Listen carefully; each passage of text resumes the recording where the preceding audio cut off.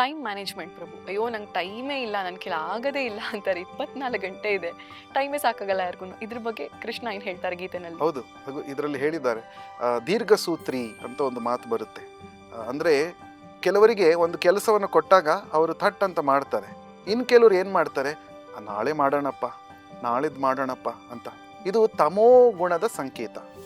ತಮೋ ಗುಣ ಯಾವಾಗ ನಮ್ಮ ಮೇಲೆ ತನ್ನ ತನ್ನ ಪ್ರಭಾವವನ್ನು ಬೀರುತ್ತೋ ಆಗ ನಾವು ಆಲಸಿಗಳಾಗ್ತೇವೆ.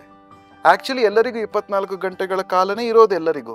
ಅದು ಹೇಗೆ ಕೆಲವರು ಚೆನ್ನಾಗಿ ಕೆಲಸವನ್ನು ಮಾಡ್ತಾರೆ, ಕೆಲವರು ಯಾಕೆ ಟೈಮೇ ಸಾಲಲ್ಲ ಅಂತಾರೆ? ಒಂದು ಮುಖ್ಯವಾದ ರೀಸನ್ ಇದೆ, ನಾವು ಪೋಸ್ಟ್ಪೋನ್ ಮಾಡ್ತಾ ಹೋಗ್ತೇವೆ. ಸೊ ತಮೋ ಗುಣದ ಸಂಕೇತ ಇದು. ಸೊ ನಾವು ಭಗವಂತ ಏನು ಹೇಳ್ತಾನೆ, ತಮೋ ಗುಣವನ್ನು ಬಿಟ್ಟು ನಾವು ಸತ್ವಗುಣದ ಕಡೆಗೆ ನಡೆಯಬೇಕು. ಸತ್ವಗುಣದ ಕಡೆ ನಡೆದಾಗ ಸಾತ್ವಿಕ ಹವ್ಯಾಸಗಳನ್ನು, ಸಾತ್ವಿಕ ಮನೋಭಾವವನ್ನು ನಾವು ಬೆಳೆಸ್ಕೊಂಡ್ರೆ ಆಗ ತಮೋ ಗುಣದಿಂದ ನಾವು ದೂರ ಇರಬಹುದು ಅನ್ನೋದು ಭಗವದ್ಗೀತೆಯಲ್ಲಿ ಹೇಳಿದ್ದಾರೆ.